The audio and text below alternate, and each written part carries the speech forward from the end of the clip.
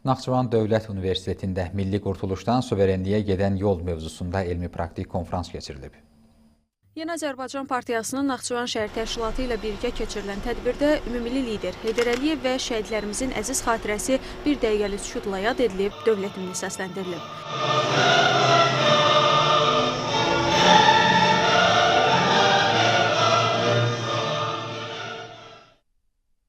Naxçıvan Dövlət Universitetinin rektoru Elbrus İsayev çıxışında bildirib ki, Azərbaycançılıq məfkurəsi xalq iqtidar ordu birliyinin möhkəmləndirilməsində mühüm ideoloji dayaqlardan biridir. Bu məfkurə gənclərin vətənpərvərlik ruhunda tərbiyəsində, milli kimlik və dövlətçilik prinsiplərinin formalaşmasında böyük rol oynayır. Tələbələrin təhsili, intellektual inkişafı, dövlətə sədaqət və sağlam siyasi təfəkkür ruhunda yetişdirilməsi universitetin əsas prioritetlərindəndir. Yeni Azərbaycan Partiyası Naxçıvan şəhər təşkilatının sədri Elman Cəfərli Milli Qurtuluşdan Suverenliyə Yeni Azərbaycan Partiyası mövzusunda məruzə ilə çıxış edərək bildirib ki, 1992-ci il noyabrın 21-də Naxçıvanda Ulu Öndər Heydər Əliyevin rəhbərliyi ilə təsis olunan Yeni Azərbaycan Partiyası müstəqil dövlətçiliyin və ümumilli maraqların qorunması naminə cəmiyyətin bütün təbəqələrini səfərbər edən siyasi təşkilat kimi formalaşıb.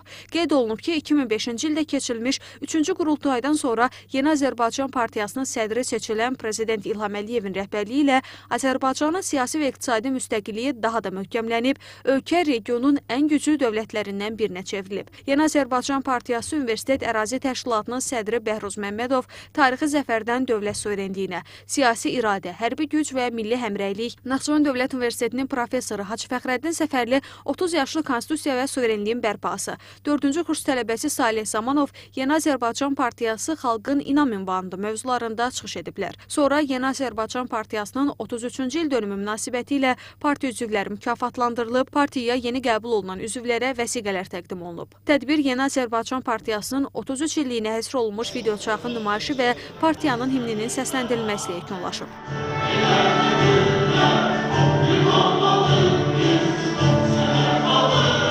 Badəm Əliyeva, Tərlan İbrahimova, Akşin Məhrəmov, NTV Xəbər.